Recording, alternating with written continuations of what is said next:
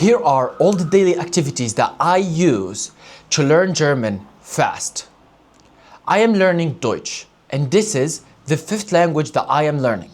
Arabic is my mother language. English is my second language.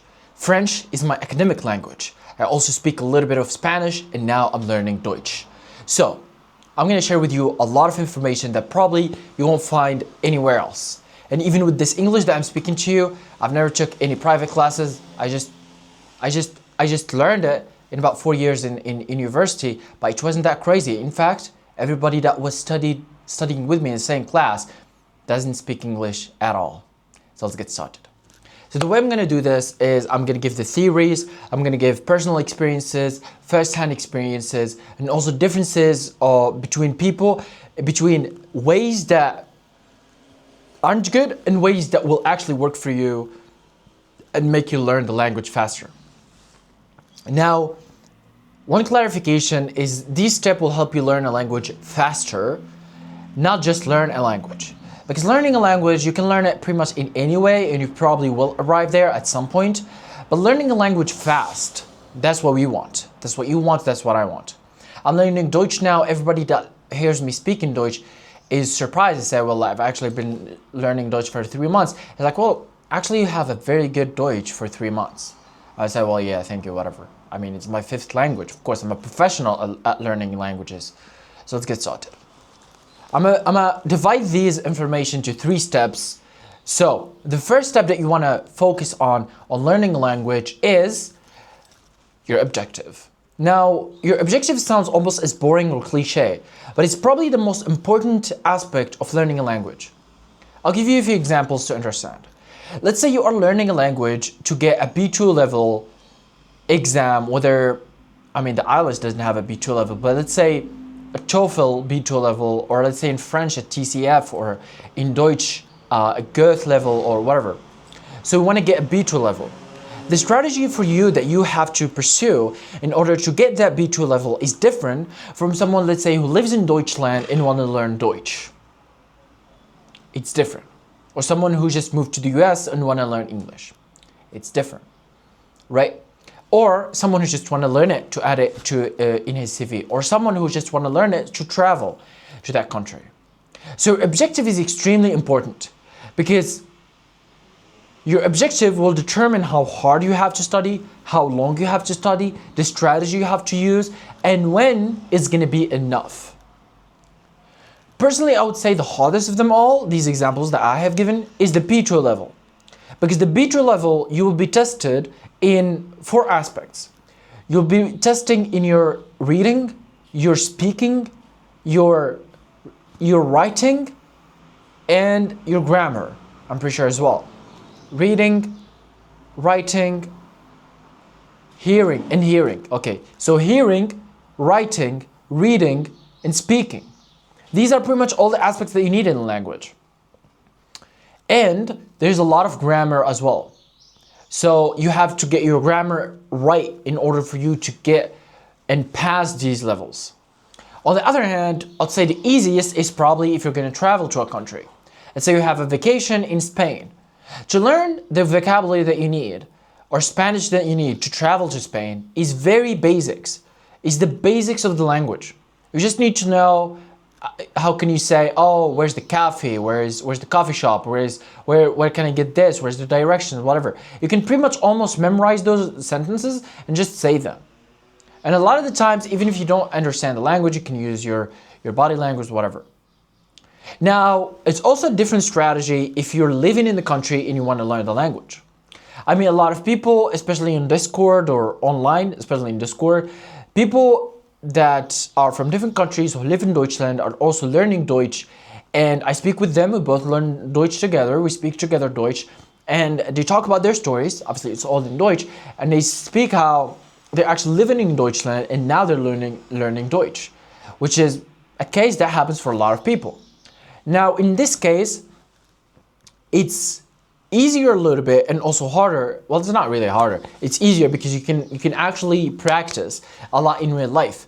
But usually what they need also some sort of a B2 level as well, because whether for academic career or for jobs or whatever, for Ausbildung, which is which is formation or career or college or whatever.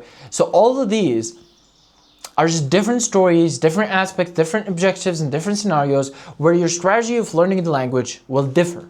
I mean, even for me, the 5 languages, all of them were different. My Arabic, I just was born with it.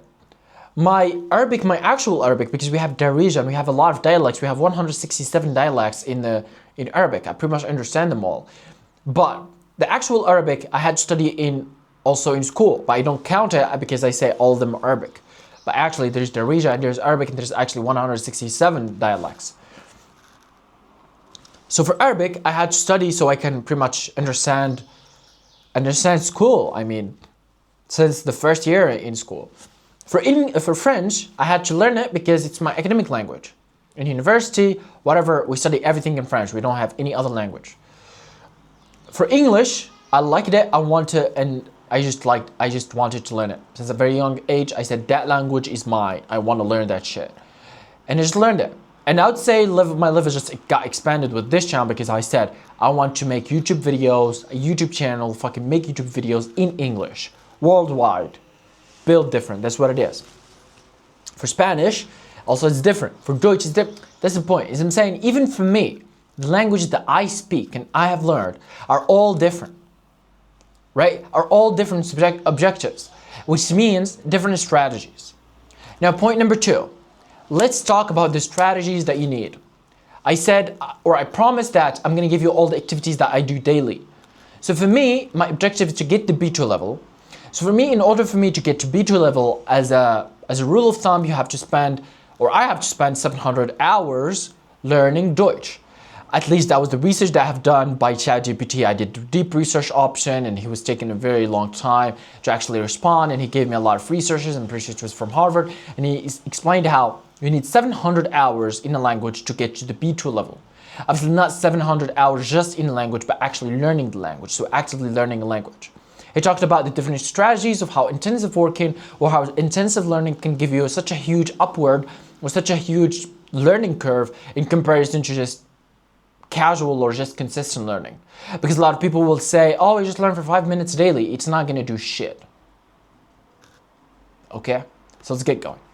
Now, I'm going to talk a lot about the B2 level, and this is pretty much the hardest way to do it. This is the hardest because the B2 level for me, I think it's the hardest. Because other scenarios that I've given, almost all of them, none of them is important or urgent. So you can take your time, whatever. But even if you have those scenarios and you want to take it to the next level, you learn it this way, the B2 level way, okay? So how do I do? First thing first, I started with the A1 level. And I took actually an advice from Instagram Reels. One person, I don't remember who he is. He's probably Asian who's learning Deutsch. Asian because I don't know. I think he's Vietnamese. I don't know.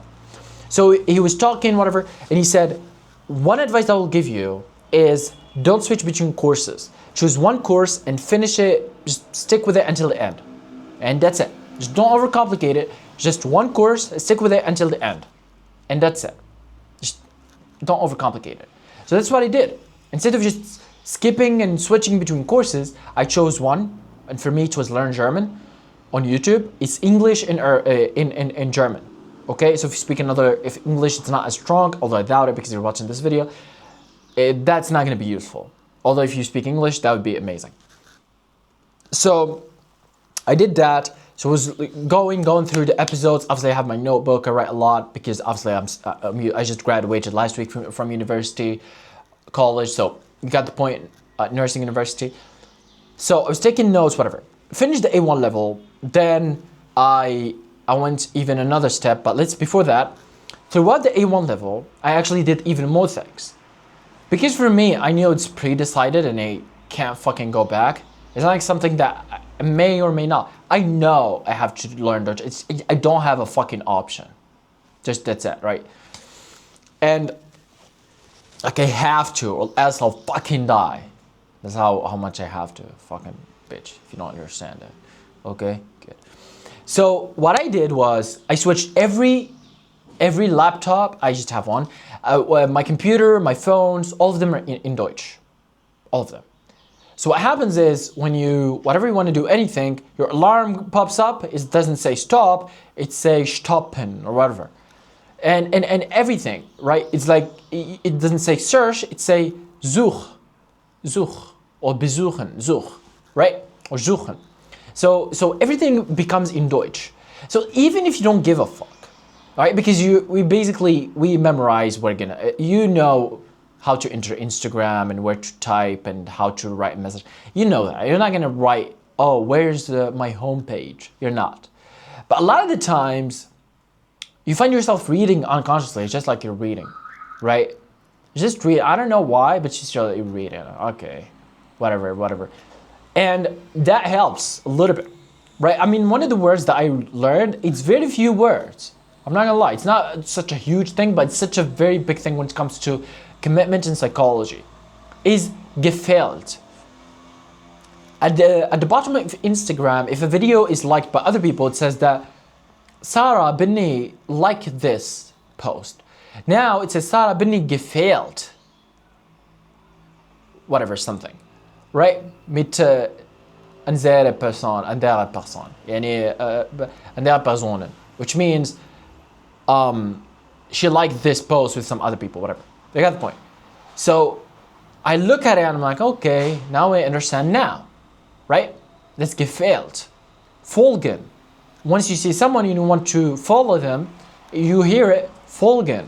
Oh, that's different. Now we know what follow means. So just a few words that you sort of get. They're not that huge and they're not gonna make you learn the B1 level or B2 level, but they will definitely give you some sort of upward advantage.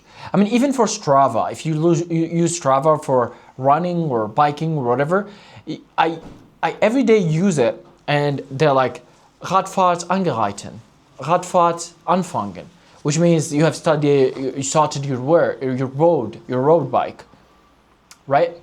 Or Fahrrad angereiten, I don't know, something like that. I don't even know some of these words that say, I just know them, right?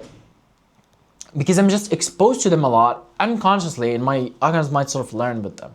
So this is good, not even from the learning perspective, because let's be honest, you're not gonna learn a lot from fucking gefallen.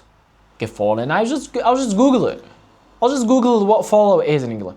No, but it's good for commitment. I mean, you look at your phone, it's fucking in Deutsch, bro. Built different. That's how committed I am. So it's good. Okay. So I said I watched the course of the A1 level because I was still continuing. So I watched the course of the A1 level. Then I realized that, well, fuck. Actually, I have a lot of lessons in the A1 level that I still don't understand. Now, what I did is I rewatched some of them. I used books as well, which means I read some of it, I spoke some of it, and also I did a lot of exercises, which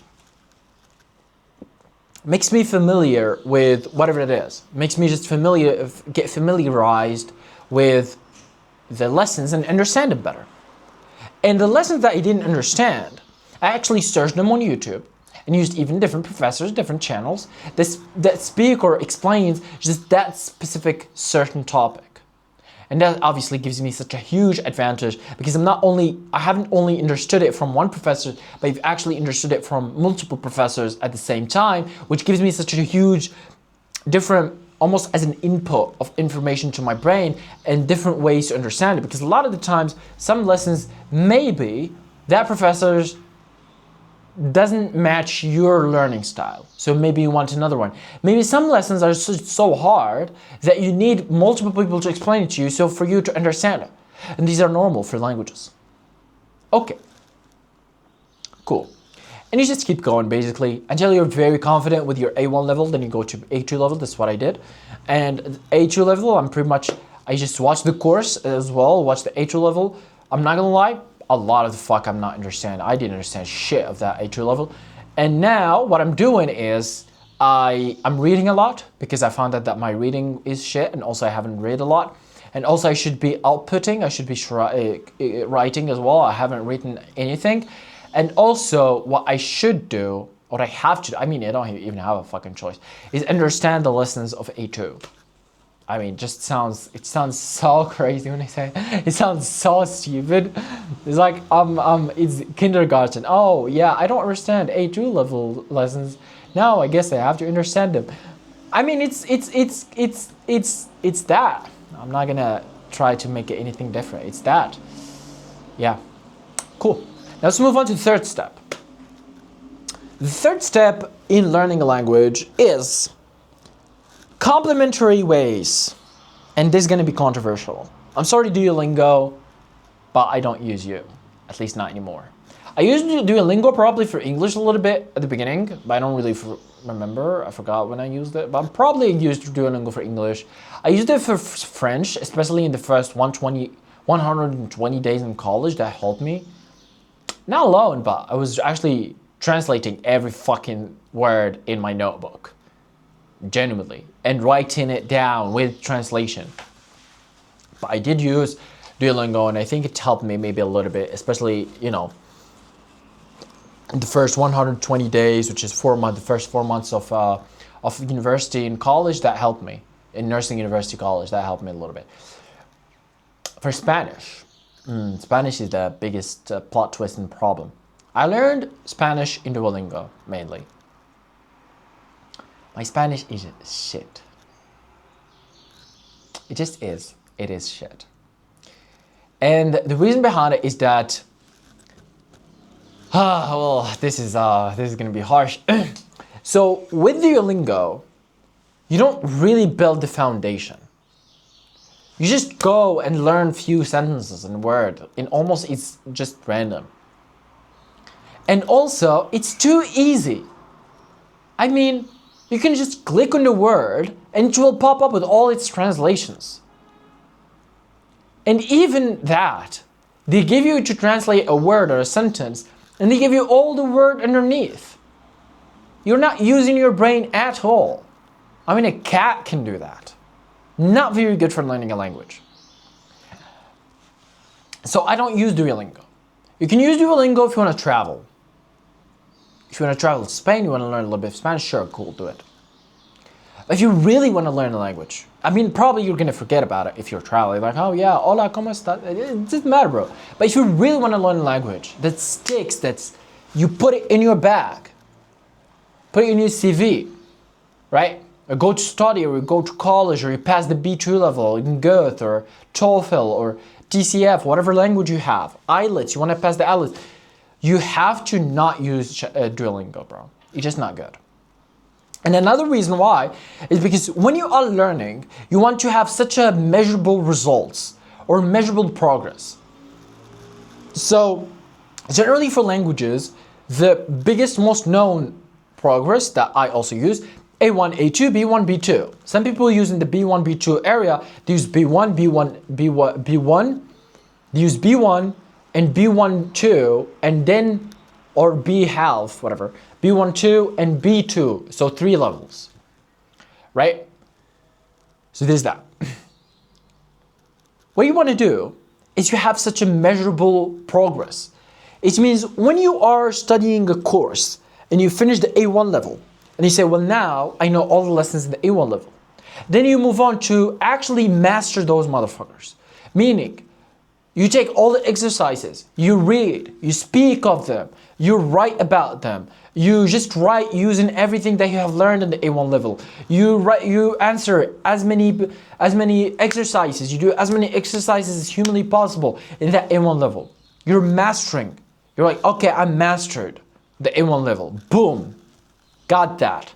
Give me the A2 level. Same thing. Got the course. I know now all the lessons. I know now. I just finished the course. Good. Now it's the mastering of those lessons, because even though I know the lessons, I don't know shit. I can't use any of them. Right? I just saw the course and was taking notes, but I don't really understand any of them. Now it's the master. It's taking exercises. It's reading. It's writing, it's speaking of them, speaking about them, speaking using those lessons that you've learned. And mastering. And then you go on. The point is, that's a very good, measurable, tangible progress.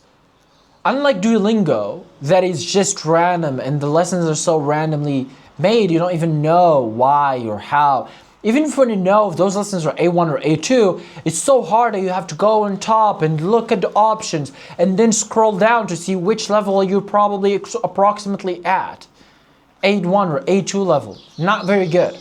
So you don't want to do that. Another thing I really highly recommend is the hours you've spent. I mean, when I have done my research of the best way to learn German or Deutsch, and I've done a very good research with ChatGPT, and I'm very good at prompting ChatGPT. I know how to use it. And I even used it for a deep research. So I used the deep research option, and I said, go do your research and give me such a reliable resources only. Don't imagine, don't hallucinate, no illusions. Give me only the trusted sources of researches that talk about how to learn a language. And he said one of the biggest metrics that you have used or you have to use is to learn 700 hours. Pronto. 700 hours. Pronto. 700 hours. Pronto. That's what it takes. And he explains how A1 level, probably you will need 100 hours to get the A1 level. 100 hours, 150 hours, let's say 200 hours. A2 level, same thing, about 200 hours, 300 hours. B2 level, about 300 hours. B1 level is about 200, 300 hours. B2 level is about 200, 300, 400 hours. You got the point? Then the cumulative will be about 700 hours. When you get to 700 hours, then probably you're going to have a B2 level. Right? And he explains about, all the different intricacies and how different people use different methods. And he explains also the notes that I've also given you earlier, which is intensive learning gives you a better, more tangible results than just long-term learning. Even though consistency is extremely important, but also you want to intensify it. If you can do 10 hours a day, do 10 hours. If you can do as much as humanly possible, and as I said, the point is to get as many hours in as humanly possible to get closer to that 700 hours because that is your goal. That is the only metric that you can track or you should track. And with this with Duolingo, are you going to be in Duolingo for 5-10 hours a day? No, you're going to be there for 10 minutes. Then think about how many days you need to get 700 hours with 10-minute days. It's probably 20 years or 30 years to get there. No, bro, now. I'm not interested. I don't want that. I need it now. I want the B2 level now. I can't fucking wait 20 years. Right? And I'm pretty sure you do too. If you're watching this video until now, you're not interested in no bullshit 10-minute Duolingo a day. Trying to maximize your dopamine. Oh yeah. Oh, congratulations. Da-da, da-da. No, fuck that shit. I want to learn. I want to get that B2 level. That's my dopamine. When I get the good certificate with the B2 level on it with my name and it says B2 level. My name, Yassine Moradi, B2 level, good certificate. Congratulations. Congratulations. That's my fucking dopamine. When I finish the 700 fucking hours, I'm like, okay, that's ready. And then go get this good certificate, B2 level, my name on it, Yassine Moradi. That's my fucking dopamine. Talking about application, Duolingo fucking dopamine bullshit. That's not for me. And I'm pretty sure it's not for you either. If you're watching this video, you're probably a businessman or high achiever, someone who does business, a $10,000 business, $10,000 a month business, 100,000, $1 million, $1 billion business a month. You build different. You're not going to wait for 25 years. You need it now, speed. So 700 hours using these 3 lessons that I have taught you, guaranteed learning a language. So watch this video again and again and again until it becomes like a second nature to you. I don't care if you have to watch it twice, thrice, or 5 or 15 times. You have to think about this like an unconscious mind. You don't even need to think about it. It just happens in your unconscious mind. Subscribe.